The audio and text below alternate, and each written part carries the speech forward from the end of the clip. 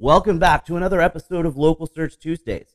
This week I'm sharing another tip about department listings in Google My Business.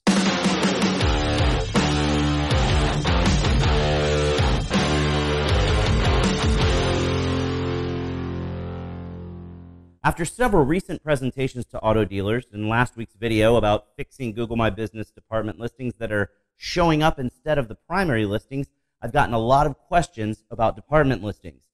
Even though car dealers have been eligible for department listings for a few years now, there are tons of dealers out there who don't have them set up yet, and they want to know how to do it. So today, I'm going to walk you through the process. First, let's talk about which departments you can set up. Independent dealers, you're not eligible for departments unless you're a dealership that provides service. Franchise dealers, you're eligible for a single service department listing and a single parts department listing.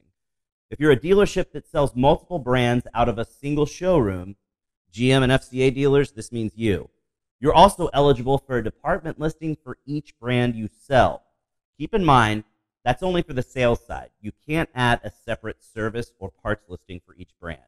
So if you're eligible and you don't have departments set up, let's look at how to do it. First, you'll want to check and see if you already have departments. We call them phantom listings, because Google added them to tons of dealerships automatically, and most of the time they aren't visible in searches.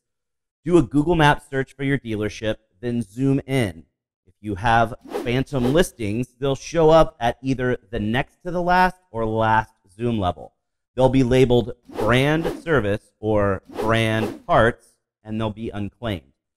If you've got them, make sure you're logged into the same Google account that owns your primary dealership listing and claim the listings. Most of the time, you'll be approved instantly. If not, you'll have to go through the standard postcard verification process. Once they're claimed, they'll automatically be nested as department listings under your main listing. If you don't have any phantom listings and you need to set up your departments, you'll have to start from scratch. The process is the same regardless of which type of department you're setting up. Head over to google.com/business using the same account that owns your main dealership listing. Click the blue Add Location button and enter all the information for the department listing. You'll most likely have to use the postcard verification method. It takes anywhere from 10 to 15 business days for the postcard to arrive. Don't make any changes to the pending listing while you're waiting for the code.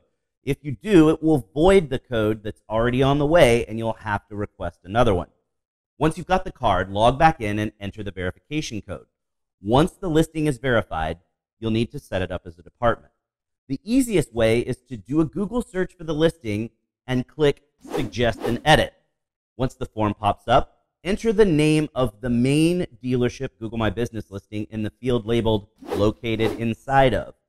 Once you click Save, the edit will be sent to Google, and you'll have to wait a few days for the edit to be approved.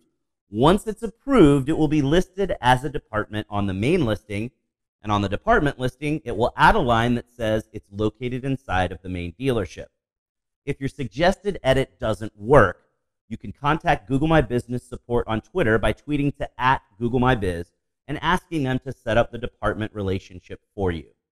Like I outlined in last week's video, make sure that your department listings have unique information. They need unique categories that aren't included in your other listings, a phone number that rings directly to the department, and the website link should point to that department's page on your website. So now you know how to set up department listings for your dealership, so you're providing a better customer experience when your dealership shows up in local searches. That's all the time we've got for today's video, which means it's that time. Put your hand on the screen right here. We totally just high-fived because you learned something awesome. Thanks for watching, and we'll see you again next week for another episode of Local Search Tuesdays.